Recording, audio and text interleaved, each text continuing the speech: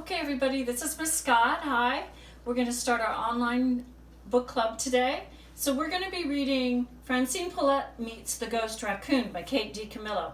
I know we started reading this, some of you, back when we were in school. I think we had read 2 chapters, but we're going to go ahead and start back at the beginning just to kind of refresh our memories. Okay? So here we go with chapter 1.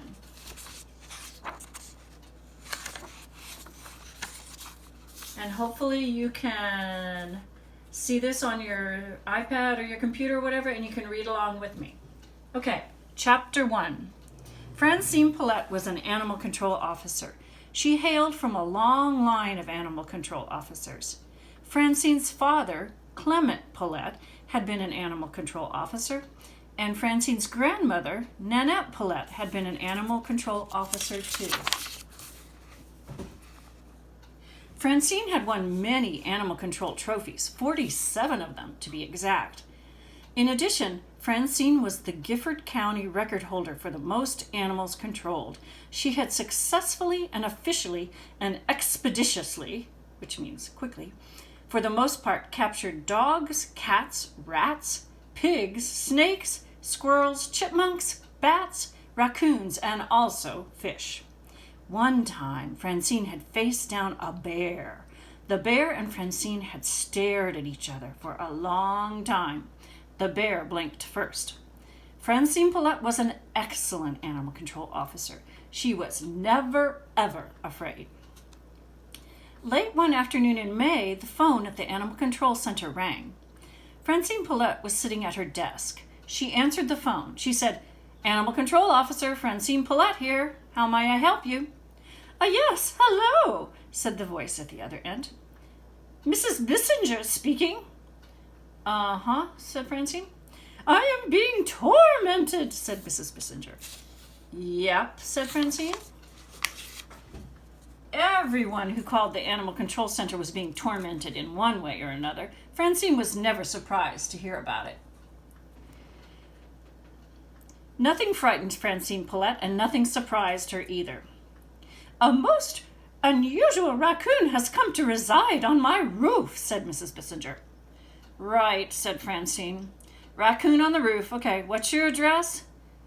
"Perhaps you were not listening," said Mrs. Bissinger.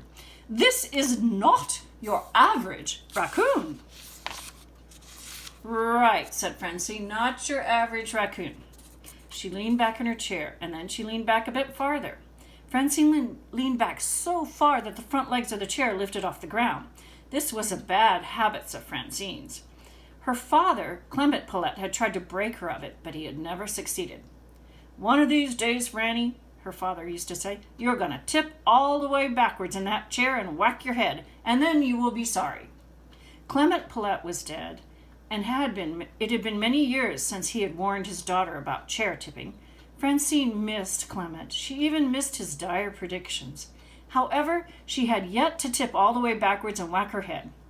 Francine had been gifted with an extraordinary sense of balance. "This raccoon," said Mrs. Bissinger, "shimmers." "He what?" said Francine. "Shimmers," said Mrs. Bissinger. "He seems to glow.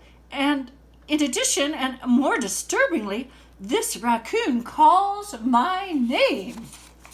Francine slowly lowered her chair legs to the floor. "Interesting," said Francine. "The raccoon says, 'Mrs. Bissinger.'" "No," said Mrs. Bissinger. "He says, 'Tammy.' He screams my first name. He screams it like a banshee. Perhaps this raccoon is a ghost raccoon." "There are no ghosts," said Francine Poulet, "and there are no ghosts of raccoons." "Be that as it may," said Mrs. Bissinger, "there is a shimmery raccoon on my roof who is calling my name," and so on. "All right," said Francine. "The address?" 4214 Fleecker Street, said Mrs. Bissinger. "I'll see you tonight," said Francine. "Bring a ladder," said Mrs. Bissinger. "The roof is very steep and very high. You're not afraid of heights, are you?" "I'm not afraid of anything," said Francine. "How inspiring," said Mrs. Bissinger. "I look forward to making your acquaintance." "And I look forward to catching your raccoon," said Francine. She hung up the phone. She leaned back in her chair and studied her trophies, all 47 of them. She started to hum. Francine's father had always told her that she was like a refrigerator. What he said exactly was, "Franny, you are the genuine article. You are solid. You are certain. You are like a refrigerator. You hum." Francine leaned back in her chair. She balanced the chair on 2 legs.